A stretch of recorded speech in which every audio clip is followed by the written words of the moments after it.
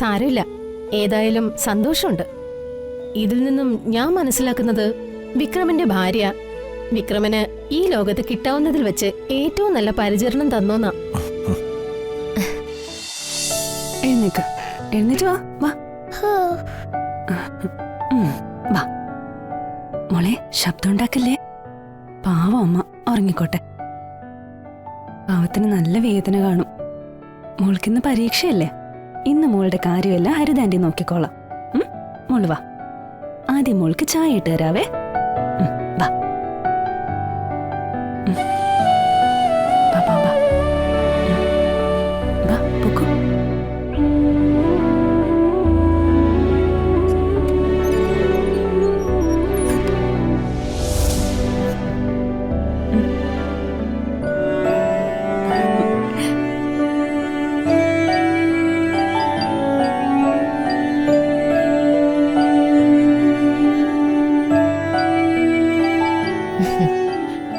ഹരിതേ, ഇതൊക്കെ ഞാൻ ചെയ്യുമായിരുന്നല്ലോ. വേണ്ട സുചിത്ര എടുത്തി, ദീമോളുടെ കാര്യങ്ങളൊക്കെ ഇനി ഞാൻ നോക്കിക്കോളാം. അല്ല, ഇപ്പോ സ്കൂൾ വെക്കേഷൻ അല്ലേ? മോളെ എവിടെ പോവാൻ പോവാ? സ്കൂൾ വെക്കേഷൻ ഒക്കെ തന്നെ, പക്ഷെ അവിടെ ഒരു ക്യാമ്പ് നടക്കുക സുചിത്ര ആന്റി. ദിയമോൾ ആ ക്യാമ്പിന് പങ്കെടുക്കാൻ പോവാ.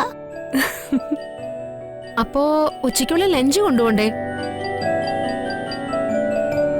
ക്യാമ്പിൽ അവിടെ ഭക്ഷണമൊക്കെ ഉണ്ടെന്ന് ഞാനതൊക്കെ ആദ്യമേ ചോദിച്ചു മനസ്സിലാക്കി. സൂക്ഷിച്ച്.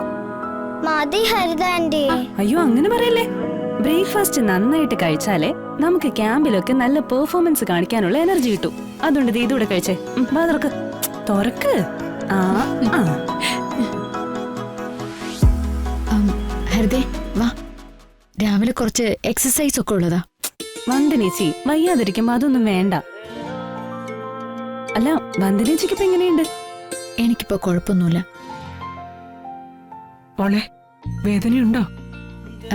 ശരീരത്തിന് വേദനയൊന്നുമില്ലമ്മേ, വേദന മുഴുവൻ മനസ്സിനാ. നീ എന്തൊക്കെയാ മോളെ പറയുന്നത്? വീഴ്ചയിൽ താങ്ങാൻ വേണ്ട ആള് ഇതുവരെ എത്തിയിട്ടില്ല.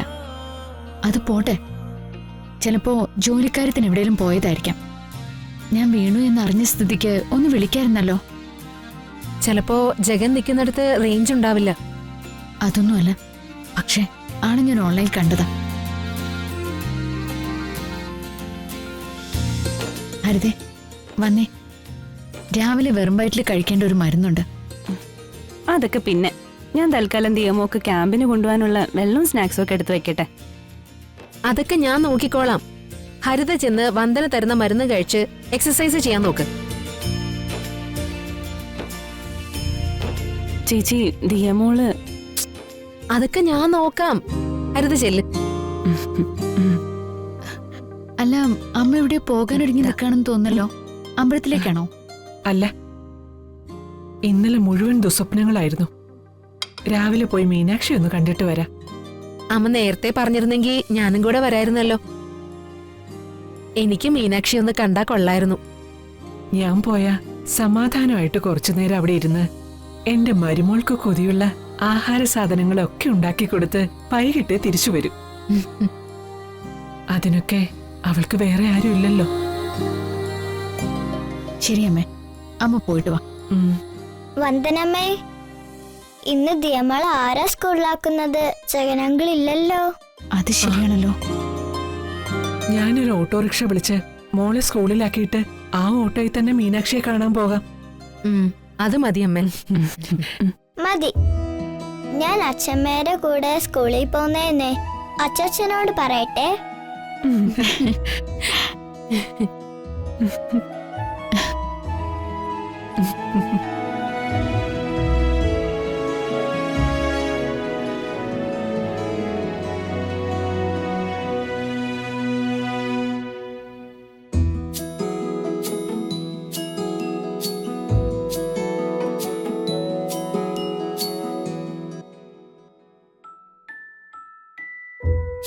വിക്രം, ഇപ്പോ നിങ്ങൾ ഏകദേശം ആരോഗ്യവാനായി മാറിക്കഴിഞ്ഞു.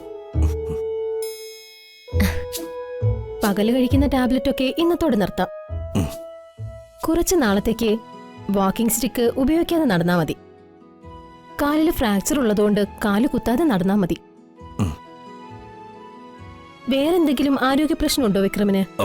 ഇല്ല ഡോക്ടറെ, ഇടയ്ക്കൊരു തലയിറക്കം വരുന്നുണ്ട്, അത്രേ ഉള്ളൂ. അത് കാര്യമൊക്കണ്ട, അത് ഗുളികയുടെതാ. ഇന്നത്തോടെ ഗുളിക നിർത്തുമ്പോ ആ പ്രശ്നം മാറിക്കോളും. ഉം. ഇന്നിനി വീണ് പ്രശ്നം ഉണ്ടാക്കാതെ നോക്കണം.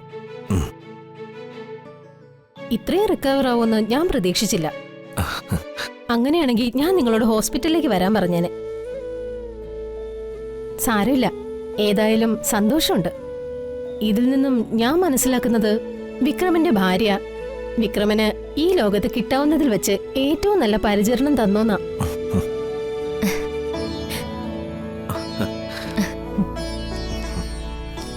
ഡോക്ടർ, ഇനി എന്താണ് ഞാൻ ചെക്കപ്പിന് വരേണ്ടത്? ഇനിയിപ്പോ ചെക്കപ്പിന് എന്തെങ്ങാനും പറഞ്ഞ് ഹോസ്പിറ്റലിലേക്ക് വന്ന ചുട്ട അടി വെച്ച് തരിഞ്ഞു.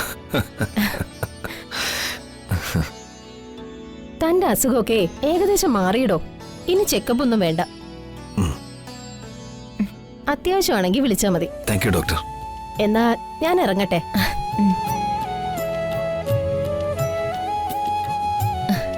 ഈശ്വര, ഇപ്പോഴാ എനിക്ക് സമാധാനമായത്. ഏട്ടാ, ഇന്ന് ഞാൻ അമ്മയുടെ അടുത്തേക്കൊന്ന് പോവാ. നാളെ രാവിലെ ഇങ്ങ് തിരിച്ചു വരാം. ഈ വിവരം അറിയുമ്പോ അവർക്ക് സന്തോഷമാവും. ഞാൻ അങ്ങോട്ട് പറയാനിരിക്കായിരുന്നു. ഇനി എനിക്ക് കുഴപ്പമൊന്നുമില്ലല്ലോ, വർഷം പോയിട്ടോ. കുറെ നാളുകൾക്ക് ശേഷം അവരെ കാണാൻ പോവില്ലേ, കുറച്ച് ഫ്രൂട്ട്സ് ഒക്കെ വാങ്ങിക്കൊണ്ട് പോ.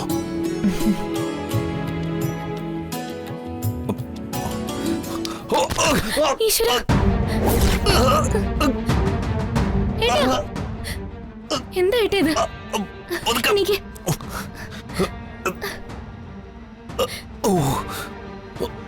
ഇന്നും കൂടെ സൂക്ഷിക്കണമെന്ന് ഡോക്ടർ പറഞ്ഞത് ഓർമ്മയില്ലേ? സാരമില്ല വർഷം, ഗുളികയുടെ മയക്ക. നീ പോവാൻ നോക്ക. ഇങ്ങനെ അടിക്കടി വീഴുന്ന ഒരാളെ ഇട്ടിട്ട് ഞാൻ എങ്ങനെ പോവാനാ? ഞാൻ അച്ഛനും അമ്മയ്ക്കും കൊടുക്കാൻ ക്യാഷ് എടുക്കാൻ വേണ്ടി പോയതാ.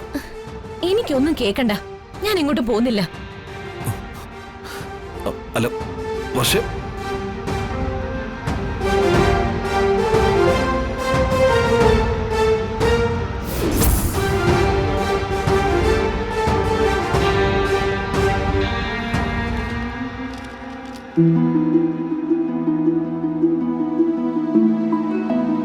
ഹരിതേ, ഈ സമയത്ത് അച്ഛമ്മ ഉണ്ടായിരുന്നെങ്കിൽ ഭഗവത്ഗീത വായിപ്പിച്ചേനെ.